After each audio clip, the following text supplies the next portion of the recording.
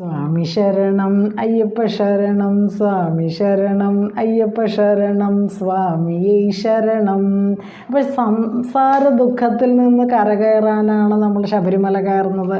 അപ്പോൾ ഭഗവാനിൽ ആശ്രയിക്കുക എന്ന് പറഞ്ഞാൽ നമ്മൾ നമ്മുടെ ആ ഒരു അഹംഭാവമുണ്ട്, അഹങ്കാരം, അതിനെ നമ്മൾ ആ ഒരു പരമാത്മ ചൈതന്യത്തിൽ ലയിപ്പിക്കുക. അതാണ് ചിന്മുദ്രയുടെ അർത്ഥം. അപ്പോൾ ഇതാണ് പരമാത്മാവ്, ഇതാണ് അഹംഭാവം. അപ്പോൾ ഈ അഹംഭാവം താഴ്ന്ന് ആ ഒരു പരമാത്മാവിൽ ലയിക്കുന്ന അതാണ് ഈ ചിന്മുദ്ര. ഇങ്ങനെയാണ് ചിന്മുദ്ര കാണിക്കുന്നത്.